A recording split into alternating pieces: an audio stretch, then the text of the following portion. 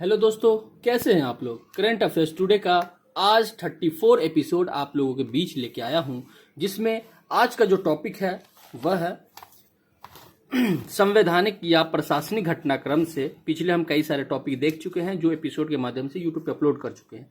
आज का जो टॉपिक है वह है राज्यपाल की विवेकाधीन शक्तियां। ठीक है, तो इसके बारे में जानेंगे और यह चर्चा में क्यों है और भारतीय राजनीति में राज्यपाल का जो काम है वह क्या है, कैसे चुनाव किया जाता है।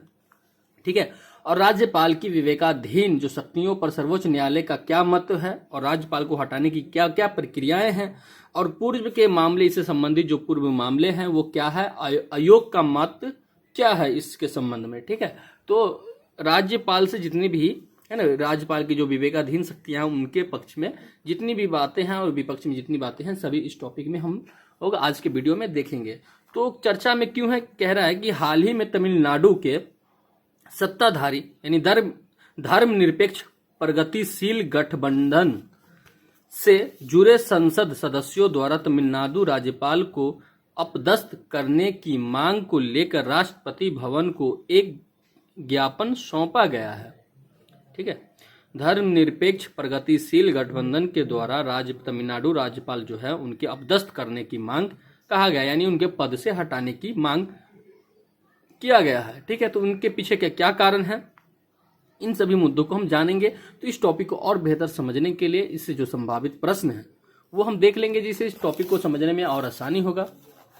क्या है कि भारतीय राजनीतिक व्यवस्था में केंद्र व राज्य सरकारों के बीच संबंधों के संतुलन को बनाए रखने में राज्यपाल के पद के महत्व व इस संदर्भ में राज्यपाल की विवेकाधीन शक्ति की सीमा पर चर्चा कीजिए। ठीक है, तो देखते हैं चर्चा में क्यों है। तो ये तो देख ली है, इसमें जो प्रमुख बिंदु है उसको देखेंगे। ठीक है, तो प्रमुख बिंदु क्या कह रहा है कि गौरतलब है कि हाल के दिनों में देश के कई राज्यों में स्थानीय सरकार एवं राज्यपाल के बीच तनाव देखने को मिला है। इससे पूर्व केरल एवं पश्चिम बंगाल राज्य सरकार द्वारा राज्यपाल के विश्वविद्यालय के कुलाधिपति है ना या चांसलर पद से हटाने की मांग की गई थी। उसके बाद है कि भारतीय राजनीति में राज्यपाल, तो जिसमें पॉइंट है कि भारत में राज्यपाल के कार्यकाल की पृष्ठभूमि औपनिवेशिक काल से जुड़ी हुई है। ठीक है, जिसमें ब्रिटिश शासन के दौरान जो भारत सरकार अधिनियम 1858 के तहत गवर्नर जनरल की देख रेख में गवर्नर के पद का गठन किया गया था। बाद के दशकों में भारतीय राष्ट्रवादी आंदोलन ने ब्रिटिश शासन से विभिन्न सुधारों की मांग की और उनके इन प्रयासों से भारत सरकार अधिनियम 1935 लागू हुआ था। ठीक है, जिसमें क्या है कि वर्ष 1937 से लागू भारत सरकार अधिनियम 1935 के अनुसार राज्यपालों को प्रांतीय सरकार की सलाह के आधार पर कार्य करने का प्रावधान किया गया। हालांकि उसकी कुछ विशेष जिम्मेदारियों और विवेकाधीन शक्तियों को बरकरार रखा गया।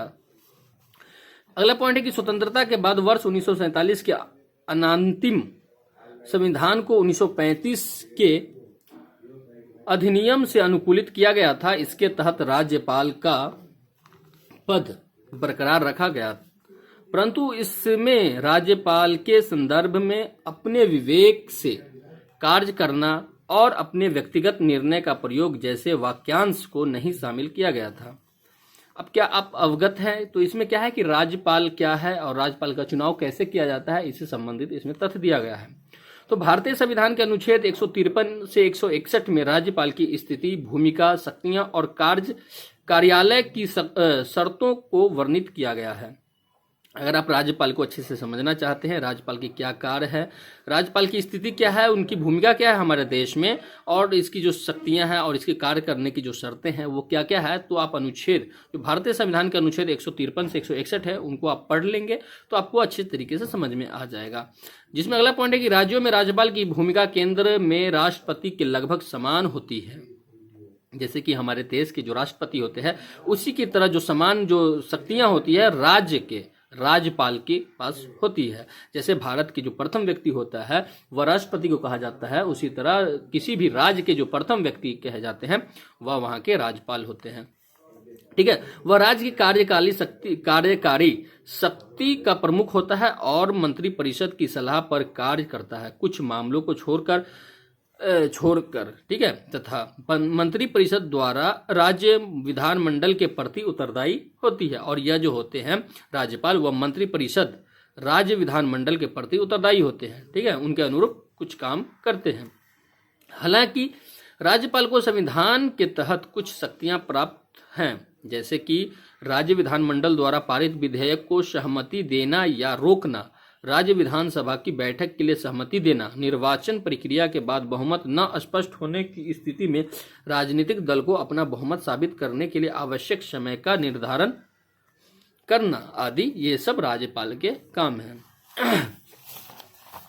अब देखते हैं कि क्या है कि राज्यपाल की विवेकाधीन शक्तियों पर सर्वोच्च न्यायालय का मत। सर्वोच्च न्यायालय इनके पक्ष में क्या कहते हैं।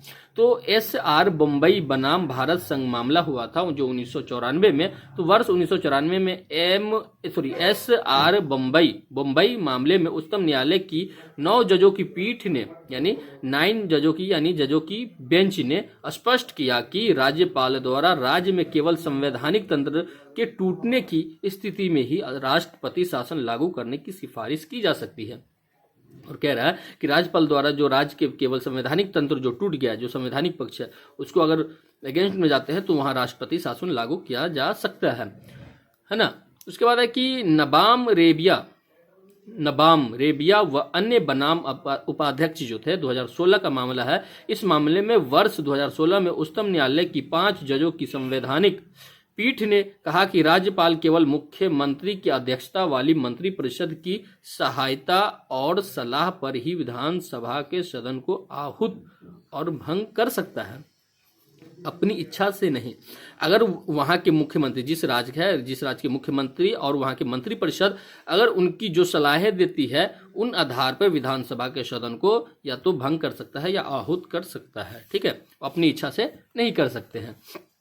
उसके बाद है कि उच्चतम न्यायालय ने कहा कि राज्यपाल को अपने विवेकाधिकार प्रयोग करने का क्षेत्र सीमित है ना, तथा इस सीमित क्षेत्रों में उसके विवेकाधिकार के तहत की गई कार्रवाई मनमानी या काल्पनिक नहीं होनी चाहिए, बल्कि यह सद्भाव से प्रेरित, संयमित एवं तर्कों पर आधारित होनी चाहिए।